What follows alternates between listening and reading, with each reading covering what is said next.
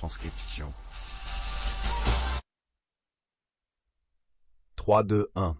Bienvenue à nouveau sur Horizon, avec votre hôte, Horizon. C'est un podcast quotidien sur la macro, le Bitcoin et ses grands changements de pouvoir qui refaçonnent notre monde. Quoi de neuf, c'est mercredi 8 mai, et aujourd'hui nous parlons du retrait par Grayscale de leur demande ETF Ethereum. Entrons maintenant dans le vif du sujet. Si vous avez été sur Twitter ou LinkedIn, vous avez peut-être remarqué une grande annonce. Pour faire court, Horizon se déplace vers le monde de Blockworks.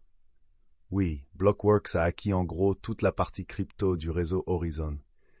Cela signifie que cette émission, la chaîne YouTube associée, les comptes Twitter, etc., sont tous transférés dans la famille Blockworks, tout comme CoinBuilders, dont nous aurons des annonces sur les redémarrages à venir. J'ai connu les gars de Blockworks depuis longtemps. Nous avons toujours eu une sorte de conversation en cours sur les façons de potentiellement collaborer. Récemment, je voulais vraiment que Horizon se trouve dans une maison où il y avait encore plus d'énergie et d'enthousiasme pour le faire grandir et se développer, et Blockworks est l'endroit parfait pour que cela se produise. Le deal n'a pas inclus le AI Horizon qui reste indépendant, mais est désormais représenté par Eric Thorenberg sous le nom de AI Daily Brief. Ce qu'il faut attendre de l'émission, c'est essentiellement plus de la même chose, mais en mieux. Je continue d'animer, il n'y a pas de plan pour changer cela. Il y a simplement beaucoup plus de contexte maintenant pour explorer de nouvelles façons passionnantes de voir l'émission. C'est l'annonce. Mais regardons maintenant l'actualité de la journée sur le retrait de Grayscale de leur demande d'ETF Futures Ethereum après avoir obtenu l'accord pour son ETF Bitcoin.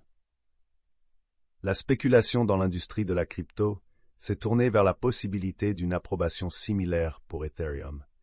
D'une part, il semblait que la raison pour laquelle la SEC avait été plus ou moins forcée d'approuver l'ETF Bitcoin, c'est-à-dire que leur base pour le refuser dans le passé avait été rendue nulle et non avenue grâce aux décisions de justice, semblait également s'appliquer dans le cas d'Ethereum. En effet, si la SEC avait déjà approuvé des ETF sur les futurs pour un produit, comme il l'avait fait dans le cas du Bitcoin et d'Ethereum, il semblait devoir faire la même chose pour un ETF spot. Cependant, aucune indication n'a été donnée que cela se passerait ainsi. Un des événements qui s'est produit au cours des démarches pour obtenir l'ETF Bitcoin a été un grand engagement de la part de la SEC pour finaliser toutes les applications là où elles devaient être. On n'a rien vu de ce type d'engagement pour Ethereum, et maintenant, avec le retrait de Grayscale, nous avons certaines preuves allant dans le sens contraire. Le retrait intervient juste 3 semaines avant que la SEC n'ait été obligée de prendre une décision finale sur le produit. Cependant, plus pertinemment, le 23 mai, la SEC devra décider si la demande de VanEck pour un ETF spot Ethereum est réussie, décidant probablement du sort de tout le lot de produits similaires. Cet ETF Futures de Grayscale était considéré comme un élément clé d'un éventuel litige si les ETF spot Ethereum étaient refusés. Il a été déposé sous une législation différente de celle des ETF Futures actuellement négociées, probablement pour rendre la demande plus similaire aux demandes spot. Tout cela rend le retrait volontaire un peu étrange. La SEC demande souvent à un gestionnaire d'actifs de se retirer si un produit ne sera pas approuvé, afin d'éviter qu'une décision finale ne soit enregistrée.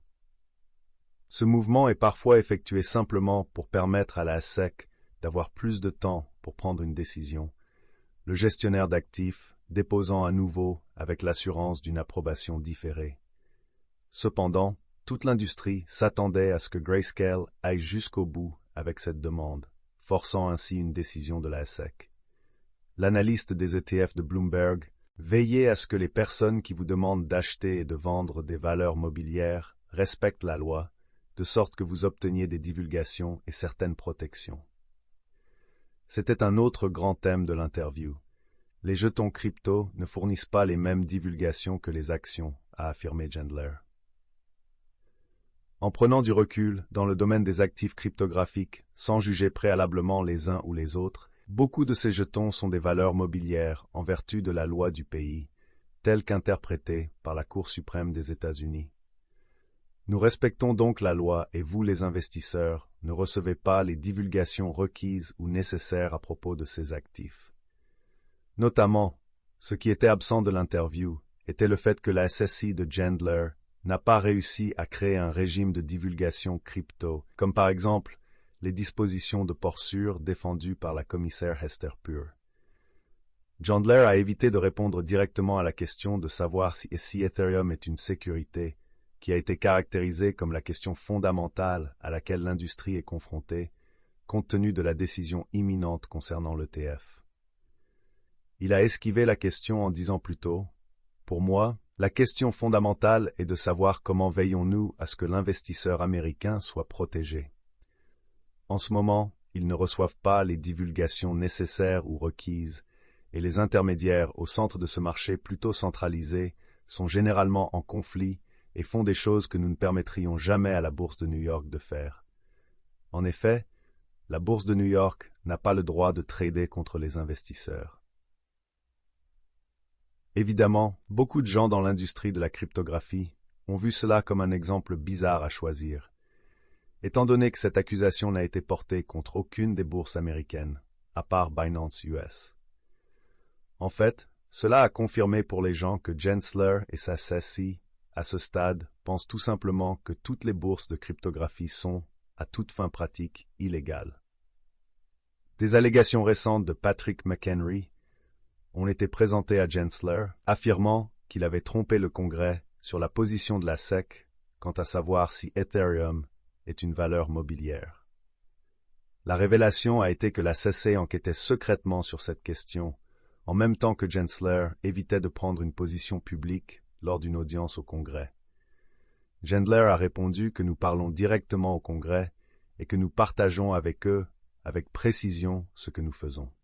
Nous ne parlons pas publiquement de savoir si nous avons une enquête ou non. Deux choses ressortent de cette interview. Premièrement, cela représente le message que le public reçoit à propos de la crypto en ce moment. Bien que Bitcoin soit de retour près de ses plus hauts historiques, la perception publique de la classe d'actifs reste à ce qui semble être des plus bas historiques. Plus tôt cette semaine, le discours du conférencier de l'Ohio State a été fortement hué pour avoir demandé à la foule de garder un esprit ouvert à propos de Bitcoin. Un utilisateur de Twitter, Not So Fast, a écrit « J'apprécie les regards en dehors de notre bulle CT sur l'appréhension des normies à propos de la crypto. Presque personne n'est haussier en dehors de notre sphère. Les chiffres qui montent ne vont pas entraîner leur récit dans un virage à 180 degrés. En fait, alors que le dernier cycle s'intensifiait, on entendait souvent les gens dire qu'il était trop tard pour investir dans le Bitcoin. Maintenant, cependant, la grande majorité des téléspectateurs de CNBC acquiescent simplement lorsque Chandler qualifie toute l'industrie de fraude. Un deuxième point est de savoir à quel point le circuit médiatique de Chandler est devenu confortable. Cette interview était essentiellement Andrew Rossor, permettant à Chandler de répondre à des critiques de base. En effet, après avoir réagi vivement lors de précédentes interviews de Chandler, CNBC a semblé mettre sur la touche le bitcoiner Joe Kernin. Je pense qu'il est juste de dire. James Sart a tweeté « C'est intéressant, Grayscale vient de retirer leur dépôt 19B4 pour un ETF Futures Ethereum. C'était essentiellement un dépôt de cheval de Troie, à mon avis, afin de créer les mêmes circonstances qui ont permis à Grayscale de gagner le procès GBTC. Approuver les futures, refuser le spot. Je ne sais pas pourquoi ils font cela. Honnêtement, à mon avis, autant faire en sorte que la SEC rédige une approbation ou un refus d'un ETF Futures Anat et partir de là.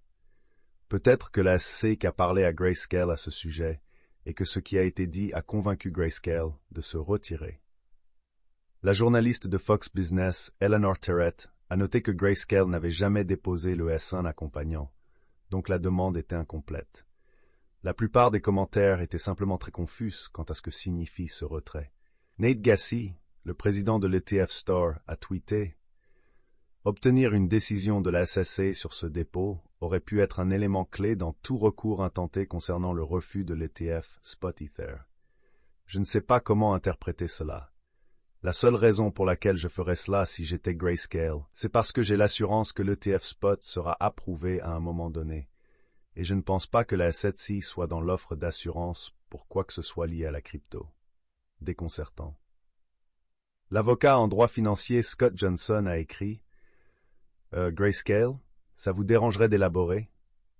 Pour information, Grayscale a déposé cette demande d'ETF essentiellement dans le seul but d'obtenir de la SEC qu'elle se prononce sur son analyse des EFS à base de futurs. Nous n'avons pas cela de la part de l'actuel lot d'EFS qui a été mis en service en octobre dernier.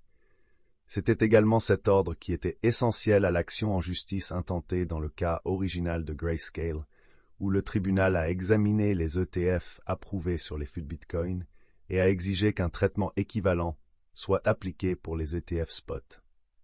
Cet ordre est une partie importante du puzzle que la SEC allait être obligée de manœuvrer à mesure que nous approchons les dates limites pour l'ETF spot ETH à venir ce mois-ci. Je ne comprends pas le retrait ici. Il pourrait y avoir plusieurs raisons à cela, mais je ne vais pas spéculer jusqu'à ce que, espérons-le, Grayscale fasse une déclaration publique. Aujourd'hui, lorsque nous avons une histoire dans le domaine de la cryptographie, même si nous n'avons pas une explication complète, il y a rapidement une explication qui a plus de sens que les autres. Dans ce cas, cependant, personne n'a vraiment d'idée pour le moment. Ce qui n'est pas une énigme, c'est simplement ce que Gary Gensler pense de l'espace crypto. Alors que la nouvelle que Robinhood avait reçu un avis de Wells résonnait encore dans l'industrie, le président de la SEC, Gary Gensler, n'a pas perdu de temps pour se mettre devant les caméras. Gensler est apparu sur le Squawk Walk Box de CNBC pour discuter une fois de plus de la position réglementaire de son agence. Il a été interrogé sur la raison pour laquelle la SEC consacre tant de ressources à l'industrie de la cryptographie relativement modeste. Il a répondu « Nous supervisons des marchés de capitaux de 110 trillions de dollars. La cryptographie est une petite partie de nos marchés dans leur ensemble, mais elle est une part disproportionnée des escroqueries, des fraudes et des problèmes dans nos marchés. » Il a répété son affirmation selon laquelle une grande partie de l'industrie ne respecte pas la réglementation en matière de valeurs mobilières, ajoutant « Vous finissez donc avec un ratio disproportionné de questions de journalistes sur la cryptographie par rapport à la capitalisation boursière. » Et c'est le principal point que Gensler semblait être venu dire, affirmant que chaque fois qu'il est sur Squawkbox, on lui demande des informations sur la cryptographie. Gensler semblait dire que la SEC ne se concentrait sur la cryptographie que parce que l'attention des médias était démesurée. En ce qui concerne l'avis de Wells de Robinhood, Gensler a dit que la SEC a un travail très important, que si Gensler n'est pas exactement connu pour faire face à un examen rigoureux des médias, c'est assez proche de son entretien le plus facile à ce jour.